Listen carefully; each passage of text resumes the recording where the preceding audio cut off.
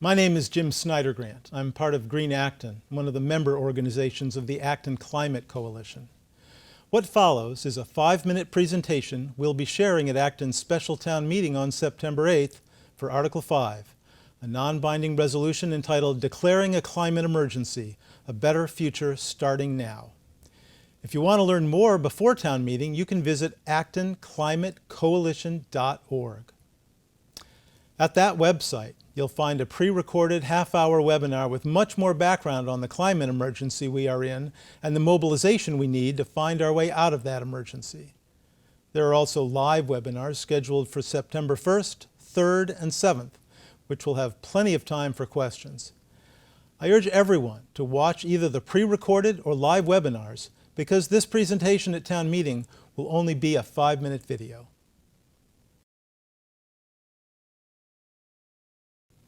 Good evening. My name is Judith Aronstein, and I'm part of Mothers Out Front Acton, which is a member, along with 36 other organizations, businesses, and faith communities of the Acton Climate Coalition. I'm here with 2 other coalition members, and we'll let them introduce themselves. I want to begin by saying that facing a climate emergency can be incredibly painful. At times, I have turned away and cried.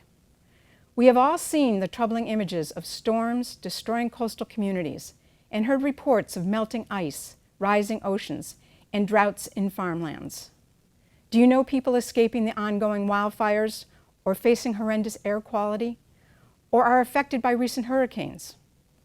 All which squarely reveal climate change. And while everyone around the world feels the effect of climate change, those living in the poorest places suffer the most. Locally, when you enter Acton's conservation lands, is your initial concern about exposure to tick and mosquito-borne diseases which are thriving in a warming climate? Or think of the ongoing drought which affects Acton and the rest of the state? The first step in solving any problem is naming it. The climate crisis is an emergency. Article 5 asks us to collectively acknowledge that the news we see from around the world and the changes we notice are the escalating consequences of climate change. An emergency declaration mobilizes people not to turn away, but to take action to solve problems, which gives us hope. Hi, my name is Fran Cummings, 33 Martin Street. I'm a semi-retired energy policy consultant and part of Green Acton, a member of the coalition. The basic science of the greenhouse effect has been understood since the 1800s. In fact, I wrote a paper about it for a college science course 50 years ago, though I didn't know how fast it would become an emergency.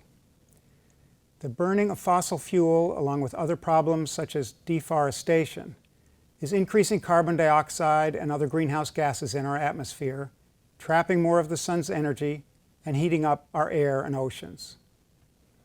This is disrupting many of the Earth's systems that we rely on and causing increasing suffering and death. In 2018, the IPCC, the International Climate Panel of Scientists, issued a special report explaining the vital importance of limiting the average global temperature increase to 2.7 degrees Fahrenheit. And they identified 2030 as the key date by which far-reaching and unprecedented transitions are needed, their words.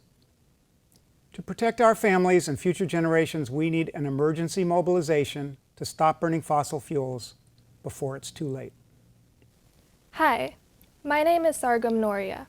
I'm a senior at ABRHS and a member of Sunrise Acton, one of the organizations in the coalition.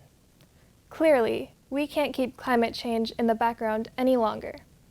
Make no mistake that this is an emergency. The longer we wait, the more we will lose, and the harder and more costly it will be to take action we can take today. We have the tools to solve the climate crisis, from the technologies and equitable policies to the growing number of green jobs. So all that is left is to implement the changes. However, emergencies can't be resolved by individuals, so we need a society-wide mobilization. Acton is not just a small town. Our efforts will reverberate in Massachusetts, inspire other towns to do the same, and pressure our state and federal governments to pass the climate legislation that we need. Today, we have a chance to proclaim our desire to live on a habitable planet.